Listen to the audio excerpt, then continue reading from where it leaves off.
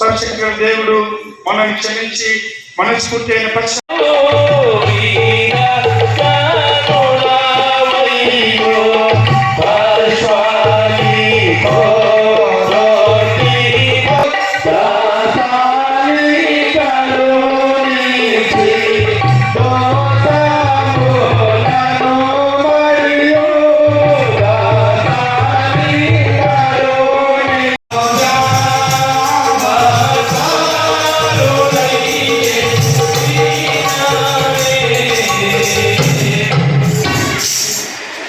దేవుందరికీ ప్రభు నామములో స్వాగతం. సంఘమంతటికి, సంఘ సభ్యులందరికీ స్వాగతం. మన సంఘ స్నేహితులు, బంధువులు చేరవచ్చిన మీ అందరినీ, సంఘ పెద్దలు, సంఘ కాపరిగా మీ అందరినీ ప్రేమతో ఈ యొక్క పర్వదినపు ఆరాధనకు ఆహ్వానిస్తున్నాను. అందరూ లేచి నిలబడి ప్రారంభ ప్రార్థనతో ఆరాధన పెట్టుకుందాం. ప్రత్యేకమైన వందనాలు మరి జాకర్ గారికి. మన కార్యక్రమాలన్నీ చిన్నారు కదా, పునర్జన్మ నుండి దత్తత్వాలను, కృపవలను మీ పిల్లలమైన మేమందరము ఈ పరిశుద్ధ ఆత్మ చేత దినదినము నూతనపరచబడినట్లు దయచేయమని, నీతోనూ పరిశుద్ధాత్మతోనూ ఎల్లప్పుడూ ఏకదేవునిగా అవతరించి యుగయుగములు జీవించి ఏలుచున్న మా ప్రభువైన యేసుక్రీస్తు ద్వారా నిన్ను వేడుకొనుచున్నాము. ఆమేన్. అందువల్ల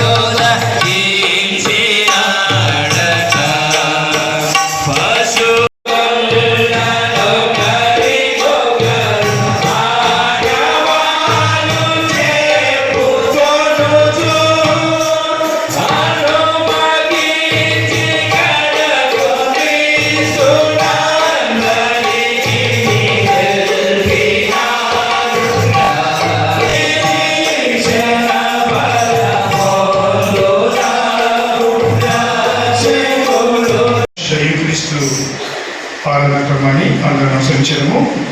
పుస్తకములు పైన ఉన్నవి. ఆమె శ్రీమతి నిర్మలారాణయ్య గారు మరి ప్రభుత్వ పుస్తకాలు అందరికీ సాయం చేయండి. కావలసినప్పుడు ఆరాధన పుస్తకాలు ప్రార్థించడము. మీకు బట్టబయలై కోరికలన్నీ తెలిసి ఉన్నవి, ఏ రహస్యములు మీకు దాగి ఉండవు. మేము నిన్ను సంపూర్ణంగా ప్రేమించి నీ పరిశుద్ధ నామమును యుక్తముగా మయపరిచినట్లు నీ పరిశుద్ధ ఆత్మావేశం చేత మా హృదయ తలంపులను పవిత్రపరచమని మా ప్రభువైన యేసుక్రీస్తు ద్వారా నిన్ను వేడుకొనుచున్నాము.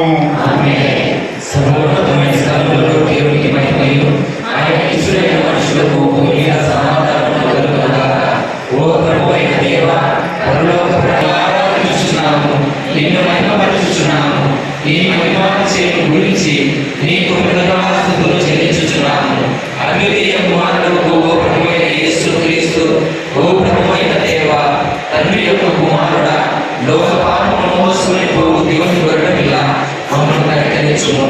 లోక పాపమును మోసుకుని పోవాడ మా ప్రార్థన అంగీకరించుము. తండ్రి అయిన దేవుని కుడి చేతి వైపున కూర్చుని వాడ మమ్మల్ని కనికరించుము. ఆమేన్. మన ప్రభువుల వారు ఎట్టి చెప్పిన ధర్మశాస్త్రము మరియు ప్రవక్తల సంగ్రహము. ఇశ్రాయేలు వినుము, మన దేవుడకు ప్రభువు, అద్వితీయుడకు ప్రభువు, నీవు నీ పూర్ణ హృదయంతోనూ, నీ పూర్ణ ఆత్మతోనూ, నీ పూర్ణ మనసుతోనూ, నీ పూర్ణ బలముతోనూ నీ దేవుడైన ప్రభువును ప్రేమించాలి. ఇది మొదటి ఆజ్ఞ. నిన్ను వలె నీ పొరుగువాడిని ప్రేమించాలి అన్న రెండవ ఆజ్ఞయు దాన్ని బట్టిదే. వీటికంటే ముఖ్యమైన ఆజ్ఞలు మరేమీ లేవు. ఈ రెండు ఆజ్ఞలను ధర్మశాస్త్రం అంతటికి ప్రవక్తలందరికీ ఆధారములై ఉన్నవి.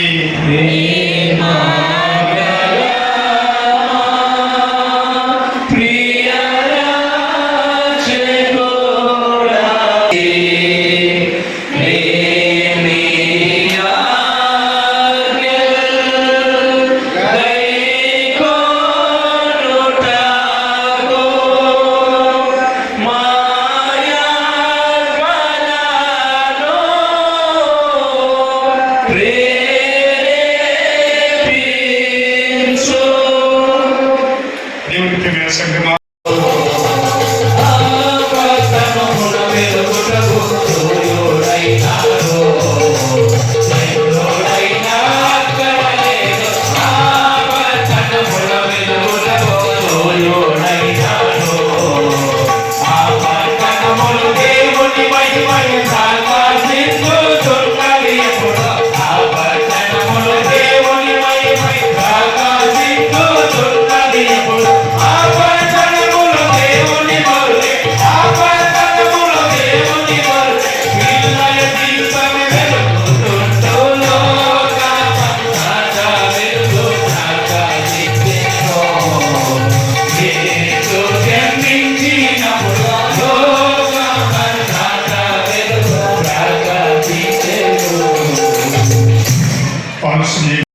Isaiah chapter 9 verses 1 to 7. Christmas time ఏర్పాటు చేయబడిన మొదటి భాగంగా యెషయా గ్రంథము 9వ అధ్యాయం 1 నుంచి 7 వచనాలు చదువుతున్నాము.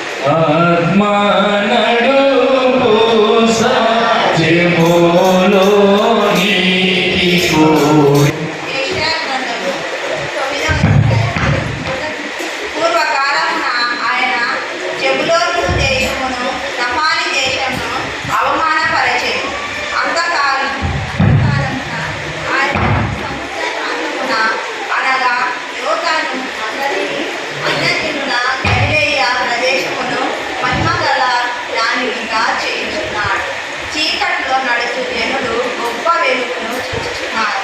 మరణఛాయ గల దేశ నివాసుల మీద వెలుగు ప్రకాశించుచున్నది. కీర్తన గ్రంథము 98వ అధ్యాయము 1 నుంచి చివరి వరకు ఉత్తర పద్ధతులుగా చదివి వినియోగించబడింది. యెహోవా ఆశ్చర్యకార్యములు చేసి ఉన్నాడు. ఆయనను గూర్చి క్రొత్త కీర్తన పాడుడి. ఆయన దక్షిణ హస్తము, ఆయన పరిశుద్ధ బాహు ఆయనకు విజయము కలుగజేసి ఉన్నది. సంతతికి తాను చూపిన కృప విశ్వాస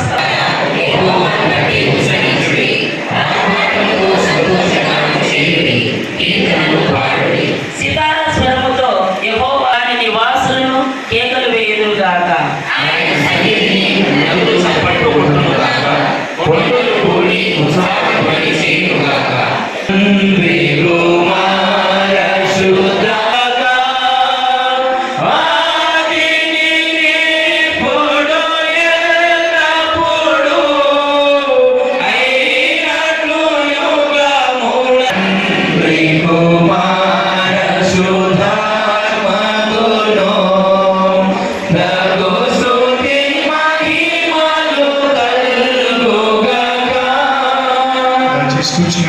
గలతీయులకు రాసిన పత్రిక 4వ అధ్యాయము 1-7 వచనం.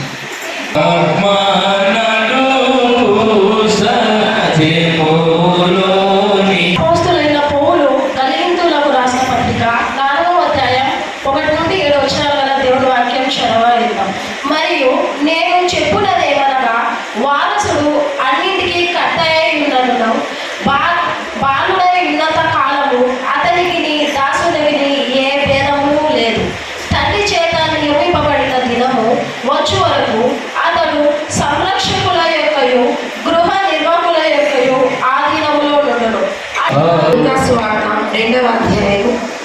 వచనం నుండి ప్రారంభం.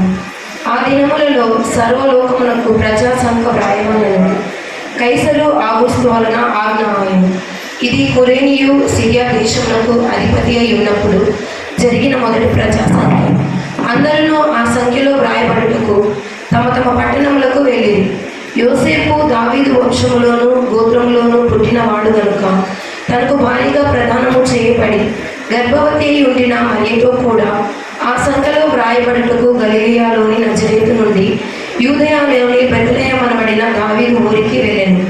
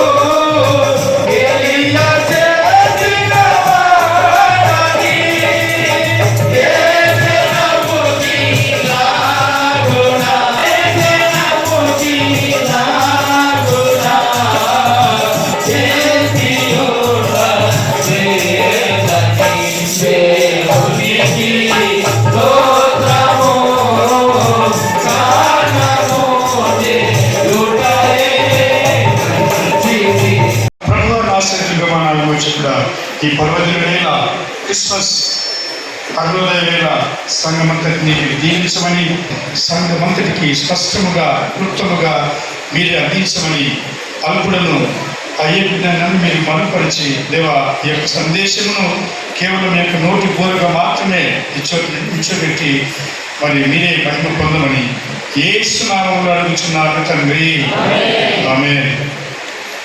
దేవుని ప్రియమైన రామకృష్ణ సంఘమా, క్రిస్మస్ అనేక సంవత్సరాలు మన పెద్దలైతే ఒక 40-50 ఏళ్ళుగా వింటూనే ఉంటారు. అలిపోయి రికార్డు మాదిరి చెప్పిందే చెప్పకుండా, పాడిందే పాడరా పాసిపడే దాసరి అన్న సందర్భం లేకుండా కొంత వినూత్నంగా మనం ఈ యొక్క దినాన్ని మనం దేవుని దైవ కుమారునికి జన్మదినాన్ని మనము సందేశమును ఒక 2-3 పాయింట్స్లో మనము ఆలోచన చేద్దాం.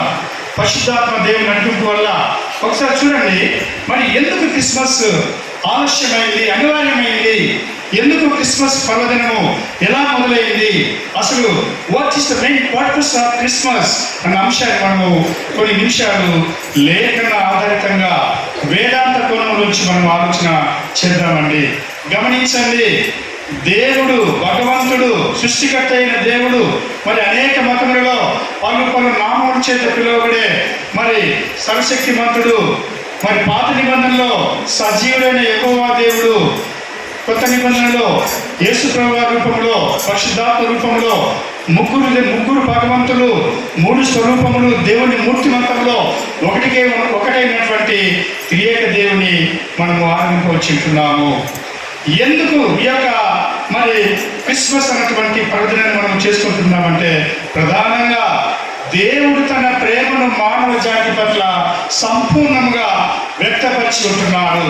God disclosed God's love, God's abundant love towards human beings. అనగా ఇక్కడ క్రైస్తవుని కాదు కానీ మరి సర్వమానవాళి కొరకు దేవాది దేవుడు తన యొక్క ప్రేమను స్పష్టంగా క్రీస్తు జయంతి క్రిస్మస్ పండుగలో లేదా ప్రభువైన యేసు వారి పుట్టుకలో మనకు వెల్లడి చేసి ఉంటున్నాడు. అందుకే మనం చూస్తే కీర్తన 98లో 2వ వచనము, త్వరగా సమయం లేదు, మరి మైక్ ఉన్న వారు గట్టిగా చదవండి, ఎవరైనా చదవండి. 98 కీర్తన 2వ వచనం చదవాలి గట్టిగా. యెహోవా తన రక్షణను వెల్లడి చేసి ఉన్నాడు, అన్యజనుల ఎదుట చాలు తన నీతిని బయలుపరిచిన్నాడు. రక్షణ, నీతి ఇవి పర్యాయ పదములు. యేసు పుట్టుకకు, క్రీస్తు జయంతికి, క్రీస్తు పుట్టుకకు రక్షణ, మరి దేవుని నీతి, దేవుని రక్షణ అనే 2 పదాల మరి సమ్మేళనమే క్రీస్తు జయంతి క్రిస్మస్ పండుగ. గమనిద్దాం, రక్షణ అనగా అనాదిగా పాత నిబంధనలో యూదుల మరి చరిత్రలు మనం గమనిస్తే పాపముల నుంచి విడుదల, విమోచన అన్న ఈ యొక్క మరి గంభీరమైన సందేశం అందులో దాగి ఉంటున్నది. ఒక మనిషి, ఒక వ్యక్తి లేదా ఒక చిన్న జింక పిల్ల ఒక బలీయమైన ఒక పెద్ద అనకొండ లేదా కొండ చెరువు చేత మరి చుట్టివేయబడి కన్స్ట్రిక్ట్ చేసి దాన్ని బంధించి దాని ఎముకని విరిగెత్తుగా దాన్ని మరి సంహరించి దాన్ని తినేస్తుంది. మానవులమైన మనల్ని కూడా అపవాది లేదా ఈ యొక్క సైతాను ఇదిగో మన యొక్క దురాశల వల్ల మన యొక్క తిరుగుబాటు వల్ల తెలిసి తెలియక చేయవలసినవి చేయక చేయడానికి చేసినటువంటి మన పాపముల సముదాయమే, మన పాపముల పరిమాణమే ఈ యొక్క మరి సంఖ్యల చేత మనము దేవుడి నుంచి వేరు చేయబడి ఉంటున్నాము. మరి చిన్న ఉదాహరణ మీకు అందరికీ తెలిసిందే, మరి ఆదాము హవ్వలు తిరుగుబాటు చేసి ఏదైనా వనంలో దేవుని సహవాసమును, ఆ యొక్క ఉద్యానవనంలో పరలోక రాజ్యములకు ప్రతీక అయిన ఇదిగో ఆ యొక్క చల్లని మరి చాలా చాలా ఉత్తేజం నింపే ఆహ్లాదకరమైనటువంటి ఏదైనా వనంలో పరలోక రాజ్యములకు అది ఒక ప్రతీకగా పిలువబడుతున్నది. అంత స్వేచ్ఛను, అంత రక్షణను, అంత మరి ప్రేమను దేవుడిస్తే తిరుగుబాటు చేసి ఎదిరించి ఆజ్ఞను అతిక్రమించి దేవుని నిర్లక్ష్యం చేసి మరి మెడబట్టి బయటికి గెంటివేయబడి ఉంటున్నాడు. ఇక్కడ మరి దీన్ని ఏమంటారంటే దీనినే మొదటి పాపం అంటారు. The first sin, the first rebellion against God. This is the sin which is disobedience against God's commandments. దేవుని ఆజ్ఞలను మనము వ్యతిరేకించి దేవుని ఆజ్ఞలు మనము మరి ప్రశ్నిస్తే, తిరుగుబాటు చేస్తే, నిర్లక్ష్యం చేస్తే అక్కడనే మనము పాపములో కొత్త తులియకు వేస్తుంటున్నాము. సెయింట్ అగస్టిన్ గారు అంటారు, ఇది మొదటి పాపము. నీ యొక్క మనసాక్షి దేవుని ఆత్మను నువ్వు కాదని, దేవుడు లేదా మరి పిల్లలు అమ్మ నాన్న చెప్పిన పని చేయదని చేయాలని ఆ పుట్టే తలంపే మొదటి అడుగు పాపము చేయాలి అని. ఈ యొక్క పాప పరిమాణము మరి తరతరాలుగా యుగాలుగా కొన్ని వందల వేల కోట్ల సంవత్సరాలుగా భగవంతునికి మనకు మధ్య ఈ యొక్క అగాధాన్ని పెంచుతూనే పోయింది. ఇది ఎంత పెరిగింది అంటే పూడ్చలేనంత మహాకూపముగా పెరిగి పెరిగి పెరిగి పెద్దదైంది. దాన్ని పూర్తి చేయాలంటే దేవుడే మరి ఒక దేవుడితోనే అయ్యే పని అది. అది కూడా మరి ప్రభువైన యేసు వారి రూపంలో దేవుడు తన ప్రేమను, తన రక్షణను, తన యొక్క నీతిని వెల్లడిపరిచి ఉంటున్నాడు. గ్రీకు భాషలో డికైయోసుని అంటారు. నీతి అంటే నీతికి తెల్లని వస్త్రములు. మరి ఇదిగో ఒక ఉదాహరణ, తెల్లని వస్త్రములు మరి దేవతలు కానీ, కిరుబులు కానీ, శరీరులు కానీ ప్రభువైన యేసు వారిని లేఖనాల్లో బయట అనేక ఆధ్యాత్మిక వ్యాఖ్యాన గ్రంథాల్లో వర్ణించిన విధానం కానీ మనం చూస్తే తెల్లని మణిగల వస్త్రములు, అక్షయమైన ఇదిగో తెల్లగా మెరిసే వస్త్రములు అని చెప్పి అంటారు. నీతికి ఇది సాదృశ్యము. గమనించండి, క్రీస్తు పుట్టుకలో మరి క్రిస్మస్ దినాన దేవుని ప్రేమను సమృద్ధిగా సంపూర్ణంగా ప్రస్ఫుటపరిచి ఉంటున్నాడు. It's very clear, nothing is hidden. దేవుడు యేసువారి రూపంలో ఈ జగత్తుకు వచ్చాడు. దిగు నుంచి భూమికి దించిన దైవ స్వరూపమే, దైవ మానవ కుమారుడే యేసు ప్రభువు. ఈయన క్రైస్తవులకు మాత్రమే కాదు, చాలా మందికి అపోహ ఉంటుంది. యేసు ప్రభు అంటే మేమే ఒక కులానికో, ఒక మతానికో, ఒక సంస్కృతికో యేసు ప్రభువును ఆపాదిస్తూ ఉంటారు. నో, దట్ ఇస్ రాంగ్, తప్పు అది. యేసు ప్రభు మరి సార్వజనికులు, సర్వజనుడు అన్న విధంగా సకల మానవాళి కొరకు మరి సకల మానవుల రక్షణార్థమై మత అడ్డుగోడలు, కుల అడ్డుగోడలు, సంస్కృతి అడ్డుగోడలు, జాతీయ అడ్డుగోడలు ఛేదించి వాటిని పగలగొట్టి యేసు ప్రభు అందరికీ ఆయన అందుబాటులో ఉండే మరి మహనీయుడు, దైవ కుమారుడు, సాక్షాత్తు దైవమే. God is accessible to one and all, irrespective of, regardless of your caste, your culture, your religion, your faith affiliations. నువ్వు ఏ మతానికి చెందినా, ఈ దేశంలో మనం పిలుచుకునే ఈ కులము ఆ కులము ఇవన్నీ వ్యక్తిగతంగా నేను నమ్మను, చదువుకున్న వారు ఎవరు నమ్మకూడదు. ఇవన్నీ మానవులు తమ సౌలభ్యం కోసం పెట్టుకున్న అడ్డుగోడలు. వాటికి అతీతమైన దైవ ప్రేమ యేసు ప్రభు జన్మ విధానంలో మనకు వెల్లడవుతున్నది. దేవుని రక్షణ ప్రణాళిక విడిపించాలి. బందీగా ఈ విధంగా ఒక చిన్న లేడి పిల్లను, జింక పిల్లను ఈ యొక్క బలీయమైన ఆనకొండ లేదా పైత లేదా కొండ చిలువ పట్టి తిప్పివేసి బంధిస్తే చనిపోయే ముందు మరి ఇదిగో మనమందరము జింక పిల్లలను, మనందరము బంధించబడినటువంటి ఒక బలీయమైన అనకొండ చేతిలో, కొండ చిలువ చేతిలో చిక్కుకున్న బందీలముగా ఉంటే యేసు ప్రభు వచ్చి మనల్ని విడిపించి ఆ కొండ చిలువకు ఆహారముగా యేసు ప్రభు తను తాను అప్పగించి మనలను విడిపించినట్లు. This is called salvation. This is called salvation. సొటీరియా అంటారు గ్రీకు భాషలో. సొటీరియా అంటే రక్షణ. నీ ఆత్మకు విడుదల. బందీగా ఉండే పాపములకు దాని నుంచి నువ్వు విడుదల పొందుతున్నావు. పరిశుద్ధ పౌలు గద్యులకు రాస్తూ ఇదే మాట్లాడుతున్నాడు. పాపపు బానిసత్వ సంఖ్యలు తెంచివేయబడుతున్నవి. కాలము పరిపూర్ణమైనప్పుడు దేవుడు మరి యేసువారి రూపంలో ఈ లోకానికి వచ్చుతున్నాడు. కాలము సంపూర్ణం కావడం అంటే నువ్వు, నేను, మరి సకల మానవులు కలిసి సమిష్టిగా దొమ్మిగా మరి ఇదిగో దొందుగా పుడపనుకుని దేవుని విస్మరించి, దేవునిని మరి ప్రశ్నించి, దేవునిపై యుద్ధం ప్రకటించి, దేవుని మరచి, దేవుని చేతి పని అయిన మరి సృష్టికర్తను మరచి సృష్టాన్ని పూజిస్తుంటున్నారు. Forgot God, started worshiping, praising the creatures, the handiwork of God. దేవుని చేతి పని అయినటువంటి వృక్షములను, సముద్రములను, నదులను, చెట్లను, చేమలను పూజించడం మొదలుపెట్టారు. దేవుని మర్చారు. దేవుడు దేన్నైనా సహిస్తాడు, కానీ తన స్థానంలో ఇంకొక వస్తువును, ఇంకొక విగ్రహమును, మరి ఇదిగో ఈ లోక సంబంధమైన నశించిపోయే వస్తువును మనం పూజిస్తే దేవుడు దాన్ని తట్టుకోలేడు. దేవుడు దాన్ని క్షమించడు. నీచమైన ఘోరమైన మరి హేయమైన పాపంగా దేవుడు దానిని తీర్పులోకి తెస్తాడని పాత నిబంధనలు మనము అనేక సార్లు ఇశ్రాయేలు వారి జీవితాలు మనం చూస్తాం.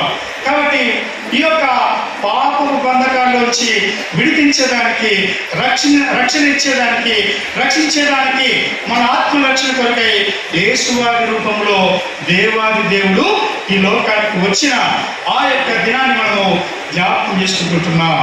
మొదటి భాగంగా జెబులూను, నఫ్తాలి, రూబేను మరి ఈ యొక్క ఉత్తర రాజ్యంలో ఉండే అనగా గలిలయ లేదా మనం కొత్త నిబంధనలో గలిలయ సముద్రము లేకపోతే కపెర్నహూము ఇంకా లేకపోతే ఈ యొక్క ప్రాంతంలో ఉన్నటువంటి దేవుని ప్రజలు వణికిపోతుంటున్నారు.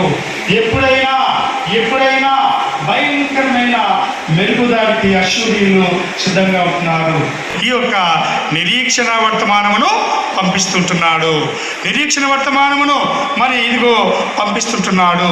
యెషయా గ్రంథం మనం చూస్తే 9వ అధ్యాయం అంతా హోప్ ఫర్ ఇజ్రాయెల్ అనగా ఇశ్రాయేల్ ప్రజలకు అలసిపోయిన దేవుని ప్రేమైన కుటుంబములారా, ఇదిగో రామేశ్వర సంఘ సభ్యులారా, మరి అందరూ చేరవచ్చిన బంధుమిత్రులారా, ఇదిగో నువ్వు భయపడిన వేళ, నీ గుండె అదరిన వేళ, నువ్వు వణికిన వేళ, నువ్వు తొట్టిలిన వేళ, నువ్వు భయపడి అయ్యో నేను ఎంత దౌర్భాగ్యుడను, నాకు ఎవరు నిరీక్షణ, నాకెవరు బలము, నాకెవరు ఆదరణ అని నువ్వు మరి నీలో నువ్వు కుంగిపోతుంటున్నావా?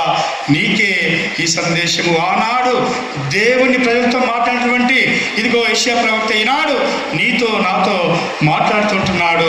యెషయా గ్రంథము 9వ అధ్యాయంలో మనము గమనిస్తే ఈ యొక్క మరి చదువుకున్న వాక్య భాగం అంతా కూడా ప్రత్యేకించి మొదటి 7 వచనాల్లో మనం గమనిస్తాం. దేవుని యొక్క బెదరిన భయపడే భయం గుప్పిట్లో మరి బిక్కుమని జీవించే ఇశ్రాయేలు వారికి, ముఖ్యంగా మరి ఉత్తర ఇశ్రాయేల్ దేశ ఆ యొక్క సంతతి వారికి, నఫ్తాలి, జెబులూను అన్నటువంటి ఈ యొక్క 2 గోత్రముల వారికి ప్రత్యేకంగా ఈ యొక్క ఆదరణ మాటలు భక్తుల ద్వారా దేవుడు వ్రాయిస్తుంటున్నాడు. గొప్ప వెలుగును చూచుచున్నారు, మరణ ఛాయ దేశ నివాసుల మీద వెలుగు ప్రకాశించిన మంచి పాట పాడుకున్నాం. కవి మా గురువులు మాకు చదువు చెప్పిన వాడు తెలుగు మేము అందరికీ నేర్చుకున్నాం. భాగ్యదాసయ్య గారు ఆ యొక్క 119 కీర్తన రాసింటున్నాడు. అద్భుతమైన బైబిల్ లేఖనాల ఆధారంగా ప్రతి మాట ఆ రాగము కొంచెం మీరు పేరుగా పాడతారు, కానీ ఒరిజినల్ పాట రాగం చాలా బాగుంది. విషయం ఏంటంటే అది చీకటిలో ఉండే లోకమంతటికి వెలుగురేఖగా, ఒక ధృవతారగా, the last ray of hope అనగా హోప్ అగైన్స్ హోప్. ఇక నువ్వు మరణించేది తథ్యము, నేను పాప బంధకాల్లో పడి కొట్టుమిట్టాడి చనిపోయేది తథ్యము. This is imminent, this is for sure, it will happen for sure, there is no escaping it. ఇది తప్పించుకునే అవకాశమే లేదు. ఖచ్చితంగా మనము చనిపోవలసి ఉంటున్నది, మనము నాశనము కావాల్సి ఉంటున్నది, మనము అంతరించుకోవాల్సి ఉంటున్నది. ఈ యొక్క కుటుంబ సభ్యుల ఒత్తిడి చేత నీ యొక్క ప్రేమ కరువై జీవించే, ఒంటరిగా బ్రతికే, నీ చుట్టూ 10 మంది ఉన్నా ఒంటరిగా జీవించే నీకు ఈ యొక్క శుభవర్తమానమును దేవుడు యెషయా భక్తుని ద్వారా చెప్తుంటున్నాడు. నువ్వు వెలుగును చూడు, నీ హృదయంలో, నీ అంతరాత్మలో, నీ కుటుంబంలో, నీ పిల్లలు, నీ భార్య బిడ్డలు, నీ బంధుమిత్రులు, నీ ఇరుగు పొరుగు వారు, గోయల్, నీ యొక్క సమీప బంధువుల మరి వారిలో దేవుడు వెలుగును చూడమంటుంటున్నాడు. నేనున్నాను భయపడకము అని మరి యాకోబును ఉద్దేశించి ప్రవచించిన దేవుని ప్రియబిడ్డ, నేనున్నాను, వెలుగును ఛేదించు, చీకటిని ఇదిగో కమ్మివేయి, చీకటిని ఇదిగో పారద్రోలేసేయి. జిహాద్ అంటారు అరేబీ భాషలో ఏం మాట్లాడుతుందంటే to declare war against satanic diabolical forces. అపవాది లేదా దుష్టుని వ్యసనములపైన, వాని అలవాట్లపైన, నీలో అంతర్లీనమైన ఈ యొక్క అపవాది స్వభావం పైన నువ్వు యుద్ధం ప్రకటించాలి, దాన్ని బయటికి పెళ్లించాలి, పెరిగివేయాలి. అదే నిజమైన క్రిస్మస్. అప్పుడు వెలుగును నువ్వు చూస్తావు. ఒక మరి ఇత్తడి వస్తువు కానీ, బంగారు వస్తువు కానీ, లేకపోతే వెండి వస్తువు కానీ మరి కలుషం నల్లగా మరి మస్కబారి కళావీకరమై ఉంటుంది.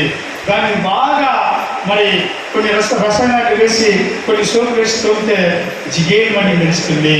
ఇదిగో ఈ యొక్క మసి, ఈ యొక్క బూడిద, ఈ యొక్క కాలుష్యము, అంధకారము నేను అంటుకున్న నీ హృదయం, నీ యొక్క అంతరాత్మకు, మరి దేవుని ఆత్మకు ప్రతీక అయిన నీలోని అంతరాత్మకు అంటుకున్న ఈ మసిని తీసేసాయి, క్లీన్ చేసేసాయి. Bring it out, take it out, pluck it out, throw it off, బయట పడేసి దాన్ని ప్రొక్కివేసేయి, దాన్ని ప్రొక్కివేసేయి. ఇదిగో మరి వెలుగు సంబంధమైన దేవుని ఆత్మను నువ్వు దాన్ని కొనసాగించు. అందుకే అంటున్నాడు ఏరియల్గా మనం చూడండి, నిరీక్షణ, ఆశ చెదరైన, హోప్ అంటే నిరీక్షణ అనగా ఒక ఆశ ఏమన్నా నాకు ఒక వ్యక్తులకు అభ్యర్థి ఒక ఉద్యోగస్తులకు వెళ్తాడు, మరి చాలా మంది పోటీ పడతారు. ఒక ఆశ, ఒక హోప్ నాకు వస్తుంది, పరీక్ష నేను బాగా రాశాను, నాకు ఈ యొక్క ఉపాధి, ఈ యొక్క కొలువు వస్తుందని చెప్పేసి చివరి చిన్న వరకు ఎదురు చూస్తాడు. ఇది ఒక ఆశాజనకమైన స్వభావము. ఈ ప్రపంచానికి ఆశా జ్యోతి యేసు ప్రభువే. ఎటు చూసిన అంధకారమే, ఎటు చూసిన చిమ్మ చీకటే, యుద్ధములు, కలహములు, అంతర్గత కలహాలు, కొట్లాటలు, మరి ఇదిగో శాంతి లేని స్థితి, జనం మీదికి జనము. నేను మనం చదువుకున్నాం మత్తయి సువార్త 24వ అధ్యాయంలో యేసుస్వామి ఎప్పుడు వస్తాడంటే జనం మీదికి జనము, రాజ్యం మీదకి రాజ్యము, కుటుంబాల్లో అన్నదమ్ముల మధ్య, అక్క చెల్లెల మధ్య ఇక ప్రతిబంధకాలు, కలహాలు, కొట్లాటలు, పగలు, ద్వేషములు, కక్షలు, కార్పణ్యములు, ఇవన్నీ కూడా చిన్న కుటుంబాలు మొదలుకొని మనం చూస్తే దేశములలో మరి ఒకే జాతికి చెందిన మరి అనేక దేశములలో ఈ యొక్క పోరు మొదలైంది. కొట్లాటలు, కలహాలు, యుద్ధానికి, కయ్యానికి పాల్గొంటున్నారు. మన దేశంలోనే ఒక మతం వారు ఇంకో మతంపై దాన్ని పూర్తిగా మరి నాశనం చేసేందుకు కంకణ కట్టుకొని తృప్తి వేస్తుంటున్నారు. ఇది దేవుని చిత్తము కాదు, అంధకార సంబంధమైన అపవాది సైతాన్ దుష్టిని పని ఇది. యుద్ధం చూడండి, చిన్న దేశాలపై మరి చాలా శక్తివంతమైన దేశాలు మరి లక్షల కోట్ల విలువైన విమానములు, క్షిపణులు, మరి ఆయుధం దాడి చేస్తుంటున్నారు. చిన్న దేశాలు, చిన్న దేశము ఉక్రెయిన్ దేశము మన తెలంగాణ కంటే చిన్న దేశము, ఇంచుమించు మన తెలంగాణ రాష్ట్రం కంటే. మరి రష్యా ఈ ప్రపంచంలోనే అత్యంత వర్షాలు దేశము, చిన్న దేశాన్ని కబ్జా చేస్తుంటున్నది. చూడండి, హమాస్ అనే సంస్థ ఊరు గాజా, చిన్న హామాస్ చదివే కానీ అందులో చాలా మంది క్రైస్తవులు ఉంటున్నారు. ఇక్కడ గాజా అనే ఆ యొక్క ప్రాంతంలో క్రైస్తవులు, అరేబిక్ క్రైస్తవులు ఉంటున్నారు. మరి అందరూ ఉంటున్నారు. ప్రతి మనిషిలో మనము దేవుని స్వరూపాన్ని చూడాల్సిందే. ఈ మతం ఆ కులం ఈ కులం అని చెప్పేసి మనం పెట్టుకున్నాం పేర్లు. కాబట్టి ఇదిగో మారణ హోమము, చంటి బిడ్డలు, గర్భిణీ స్త్రీలు, లేకపోతే బలము లేని వారు, బలహీనులు, పేదలు ఈ యొక్క మరి యుద్ధం వల్ల జరిగే నష్టానికి మొదటి బాధితులుగా వారు పిలుచుకుంటున్నారు. చీకటికి ఇవన్నీ కూడా సాదృశ్యములు.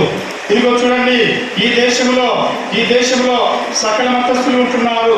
అనేక సంస్కృతులు, వందల కొద్ది భాషలు మాట్లాడేవారు, వారి మత విశ్వాసాలు మరి ఇదిగో కొలిసేవారు ఉంటున్నారు. కానీ ఈ దేశము ఒకే జాతి అన్న దుర్మార్గమైన ఆలోచన చేత కొంతమంది మత ఛాందసవాదులు, మత తీవ్రవాదులు అల్లకల్లోలాన్ని సృష్టిస్తూ ఉంటున్నారు.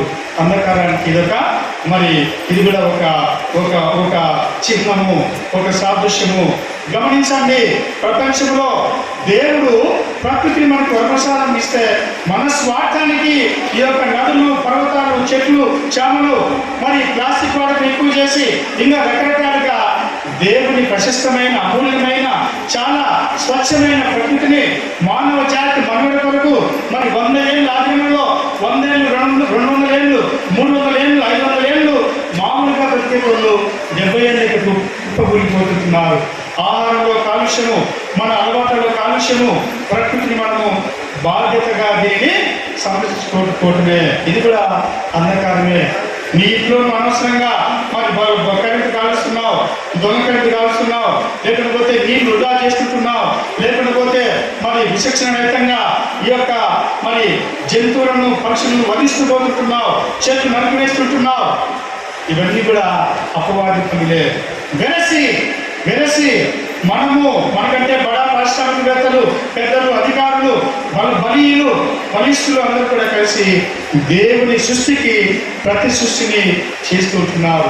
ఈ ఇంటర్నెట్ రావటం వల్ల మరి అనేక మంది వ్యక్తిగత రహస్యమైన జీవితాల్లో మరి ఏకాంత మరి జీవితాల్లో ఈ ఆర్టిఫిషియల్ ఇంటెలిజెన్స్ కృత్రిమ మేధస్సు వల్ల అనేక కుటుంబాలు, అనేక సమాజములు, వ్యక్తులు, వారి వృత్తులు మరి ఇదిగో దేవుడు కొన్ని హద్దులు పెట్టుకుంటే హద్దులు మీరు మనము ఇష్టారాజ్యంగా తిరుగుబాటు చేసుకుంటున్నాం.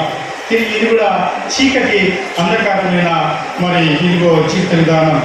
వీటిని దాటి వేసుకొని వీటిని కట్టకట్టి మరి ప్యాక్ చేసి తుంగలో దొక్కి నూతనమైన నిరీక్షణ కొరకు మనము ఎదురు చూడాలి. ఆ నూతన నిరీక్షణ మరి యేసు ప్రభువే. కాబట్టి మానవ జాతిలో లూకా సువార్తలో మనం చూస్తే అనేక విషయాలు అక్కడ మనము ఎన్నైనా చెప్పుకోవచ్చు. లూకా సువార్తికుడు దేవుడు, దైవ మానవుడు, దేవుడి కుమారుడు, మానవ చరిత్రలో మనతో పాటు ఆయనకు ఒక date of birth, date of expiry, తల్లిదండ్రులు, ప్రేమ, అన్నదమ్ములు, ఆకలి దప్పులు ఆయన మనతో పాటు జీవించుతున్నాడు.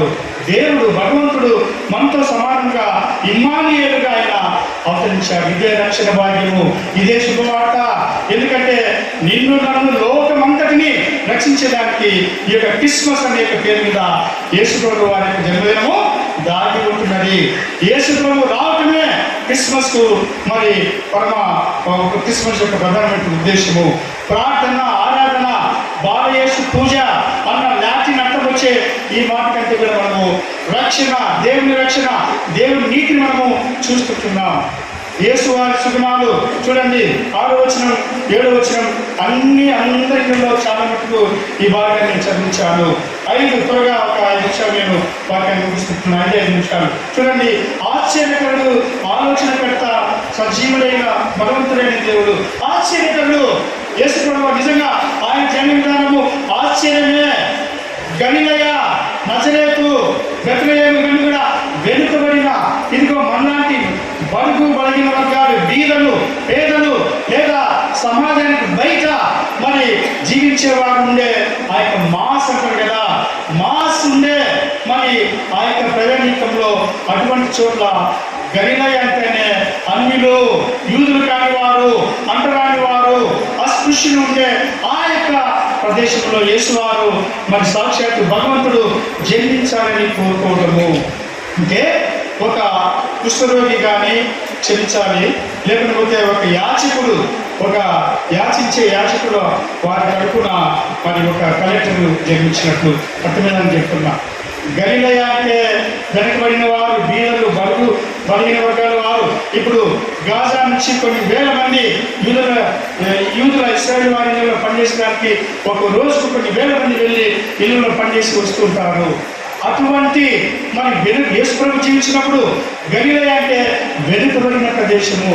మరి దళితులు, పీడితులు, మరి ఓబీసీలు, ఈబీసీలు చాలా సమాజంలో, సంఘంలో గుర్తింపు లేని, అణచివేయబడ్డ, దగాపడ్డ సమాజము మనుషులు జీవించే ప్రదేశంలోవి.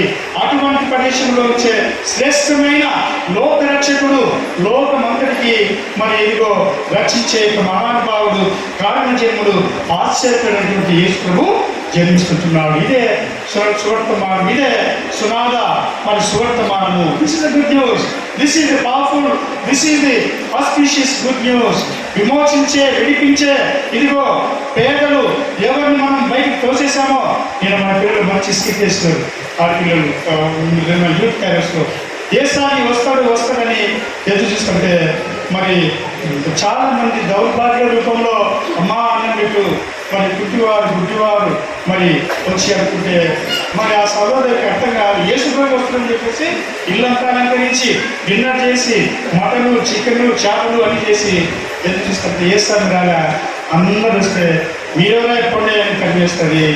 అయితే యేసుదేవుడు అటువంటి వారు నివసించే నిజమే గలిలయ, నజరేతు ఈ ప్రాంతంలో ముఖ్యంగా పశువుల పాక అంటే అందరికీ అసహ్యం చేస్తుంది. ఇప్పుడుండే మోడర్న్ యూత్కు పశువుల పాక అంటే మీకు తెలియదు, ఆ టేస్ట్ మీరు పల్లెలు పోయి ఉద్యోగం అర్థమవుతుంది. కాబట్టి పశువుల పాకలో అందరూ ఎవరు కూడా నివసించలేని ఒక నిమిషం కూడా ఉండలేని దుర్గంధభూయిష్టమైన కంపు కొట్టే ఆ ప్రదేశంలో సాక్షాత్తు ఈ లోకరక్షకుడు జన్మిస్తుంటున్నాడు. చూడండి, లూకాసు వార్తలో ఎన్ని కొన్నాళ్ళ నుంచైనా ఎంతసేపైనా ఈ యొక్క మనము ఈ యొక్క సందేశాన్ని చెప్పుకుంటూనే పోవచ్చు.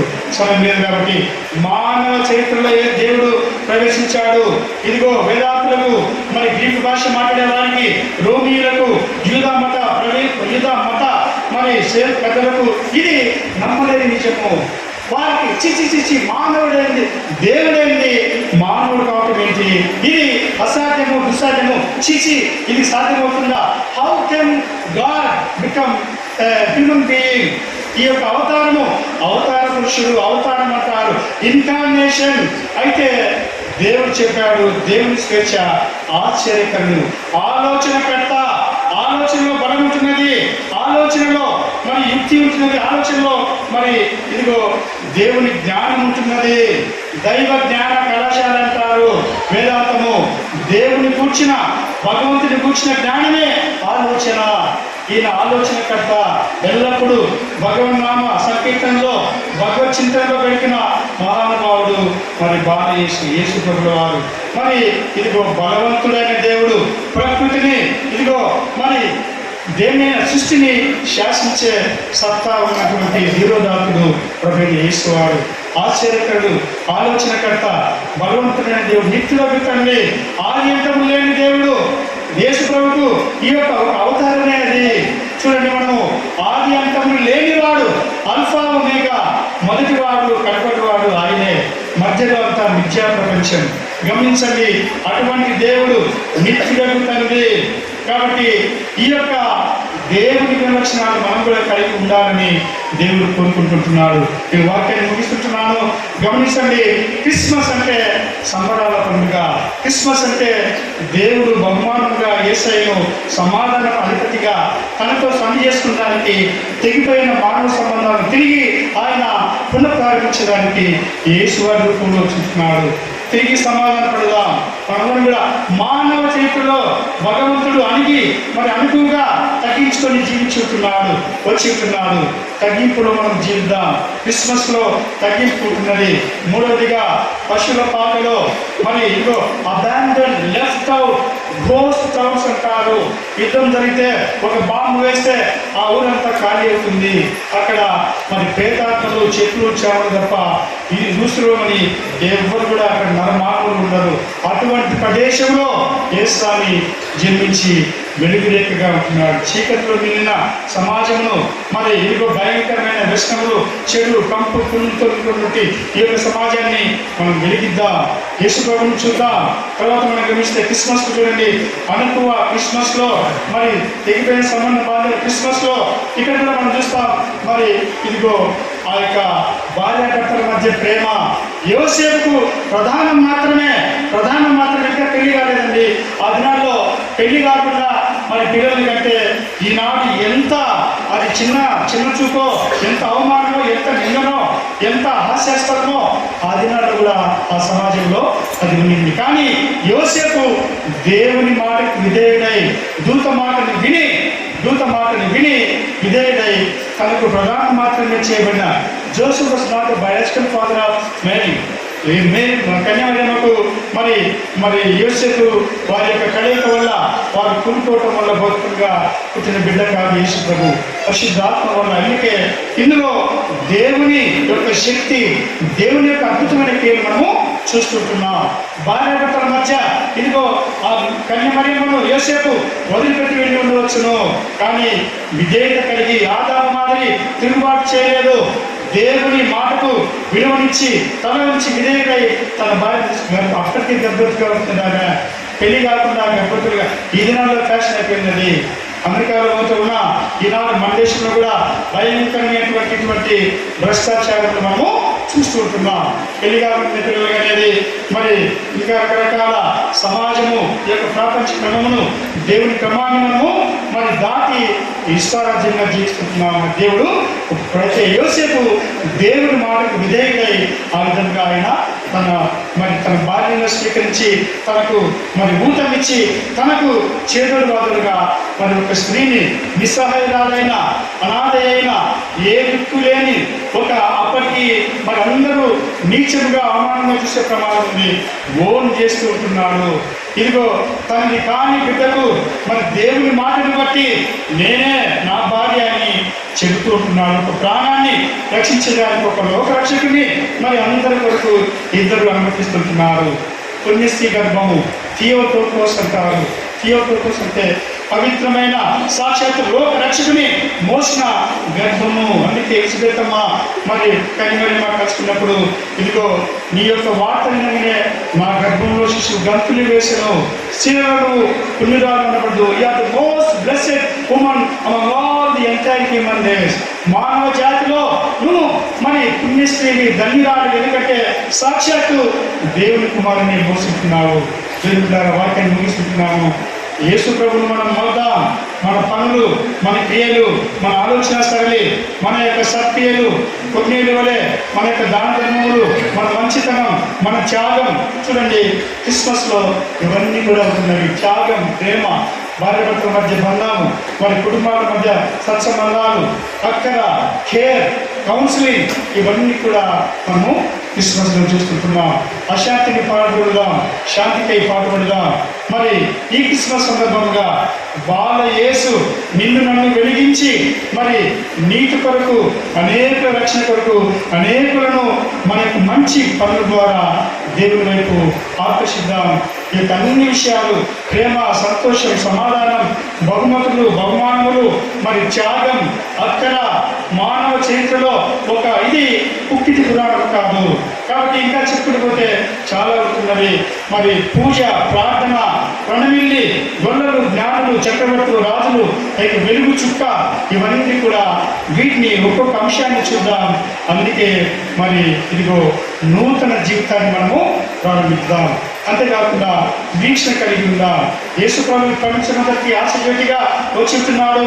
ఆయన చూసి మనం కూడా సమాజంలో ఒక నిరీక్షణ, ఒక ఆశాజ్యోతుల మాదిరి మనం ఒక నిర్భయమును, ఒక పర్పస్ లేని లేదా ఆశ చెదిరిన అనేక కుటుంబాల్లో ఆశను నింపుదాం. ఈ యొక్క మానవ రక్షణ కొరకు యేసు రక్షింపవచ్చిన ఈ యొక్క సంఘటన నిజంగా సువర్తమానమే. ఇది దేవుని నీతి. ఇది మనము ఇక పాపములకు బానిసము కాము. ఈ యొక్క అపవాదిని మనము అపవాదానికి తెలుసుకొని నూతన ఉద్యమంతో స్వతంత్రముగా దేవుని పిల్లలుగా నేరుగా మనము దేవుని స్తుతిద్దాం, అపవాదిని పాల్గొడదాం, లోకమంతటిలో వెలుగు నింపుదాం. అటువంటి కృప తండ్రి, కుమారుడు, పరిశుద్ధాత్మ ఏక దేవుడు మనకందరికీ ఈ క్రిస్మస్ పర్వదినాన నూతన ఉత్తేజమును, నూతన ఉత్సాహమును, నూతన ఈ యొక్క మనస్సును మనకు సమృద్ధిగా అనుగ్రహించుగాక. ఆమేన్.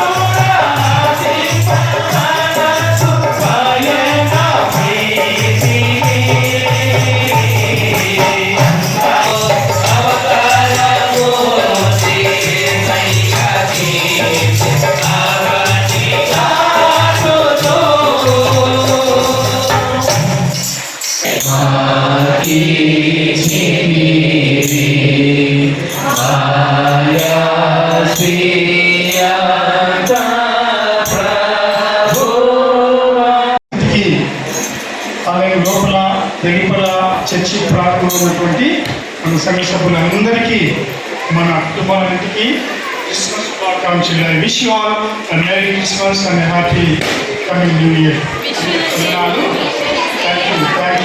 Thank you. మరి ఆలయాన్ని శుభ్రపరిచిన కుటుంబాలు పండితి మేరీ బాలు, బొరుగుల శోభ సమన్న, ఎద్దుల సాగరిక గారి కుటుంబము, ఈ యొక్క 3 కుటుంబాలకు సంఘం తరపున వందనాలు, కృతజ్ఞతలు తెలియజేస్తున్నాను. Thank you very much. మరి ఈ యొక్క పర్వదినపు బల్ల పదార్థములు పంపించిన వారు శ్రీమతి శ్రీ నాగూరి శిరీష జోషి దంపతులు, మరి వారి తల్లి గారు చిలికిరి సరళమ్మ గారు, వారి కుటుంబానికి వందనాలు.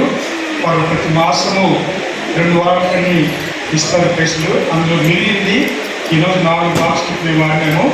మరి వాళ్ళు వేరుపరిచిన దానికి వచ్చి వాళ్ళు మీరు ఇచ్చిన దాంట్లో వచ్చి మరి మా సంఘ నాయకులు సంఘ పెద్దలు మేము ఈ దినం ఏర్పాటు చేసినాము. మీ కుటుంబానికి వందనాలు తెలియజేస్తున్నాము. గమనించాలి, పూర్ణమాలలు, భగవంతులు ఆశీర్వదించండి. మా సంఘ ప్రతి కుటుంబంలో యేసయ్యను జన్మించండి. ప్రతి బిడ్డను బలపరచండి. నిజమైన క్రిస్మస్ వెలుగులు, సంతోష సమాధానములు, పర్వదినపు శుభములు మా సంఘం అందరికీ నిండుగా మందిగా అనుగ్రహించండి నాయన. మరి సంవత్సరాంతంలో మేము ఉంటున్నాము. మీ కృపలు, మీ యొక్క మేలు, మీ యొక్క ఉపకారములు, మీ యొక్క ఆశీర్వాదములు సంఘం అంతటికి మీరు అనుగ్రహించమని మేము అడుగుతున్నాం. మా తండ్రి సంఘంలో మరి నేటి వరకు అనేక కార్యక్రమాలు మరి తండ్రి చేసినటువంటి యువత, మరి దేవాశ్రీ సమాజం వారు, సదస్సులు వారు, ప్రత్యేకంగా సంఘ పెద్దలు తాము ముందు మీరు చేసిన ప్రతి కార్యక్రమాన్ని మీరు దీవించి సంఘం అంతటి మేలు కొరకు తండ్రి సంఘ పెద్దలు వాడుతున్నారు. మీ వందనాలు. ఇక్కడ తండ్రి ఇదిగో వారు చేసే ప్రతి పనిని సంఘం అంతటికి దీవెనకరంగా మార్చమని మేము అనుకుంటున్నాం. సహాయం చేసిన, సహకరించిన మందిర అలంకరణ విషయంలో మందిరములకు మరి పలు విధములుగా కానుకలు, అర్పణలు, వస్తువులపైన తనని మరి ధనరూపేణ ఇచ్చిన ప్రతి కుటుంబాన్ని దీవించమని, ఈ కానుకలు ఆశీర్వదించి ఇచ్చిన ప్రతి హస్తమును రెట్టింపు మేలుతో మీరు ముంచెత్తి ఏ లోటు లేకుండా సంఘం అంతటిని దీవించమని, క్రైస్తవులకే కాకుండా ఈ పట్టణం అందరికీ దీవించి మతములకు అతీతంగా యేసయ్య క్రిస్మస్ శాంతి సమాధానములను, మీ యొక్క కృపలను ఈ పట్టణం అంతటిపైన మీరు కృపణించమని మరొకసారి సంఘం అంతటిని దీవించి మేము ఆదివారము సంఘంలో చోటు కూడుకొని ప్రార్థించే వరకు మా కుటుంబములను, మా బిడ్డలను, మా సంఘం అంతటిని మీరు పేరు పేరున దీవించమని ప్రభు యేసు నామములో ఈ మనవులు అడుగుచున్నాడు తండ్రి. పరలోక మందున తండ్రి,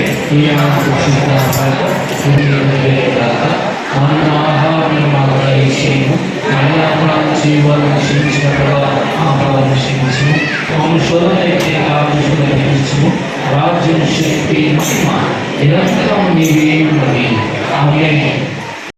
ఈ విశిష్ట క్రీస్తు జయంతి పర్వదినమున మీకును మీ కుటుంబములకు సంఘమంతటికి సదాకాలము ఎల్లప్పుడూ తోడై ఉండుగాక. ఆమేన్.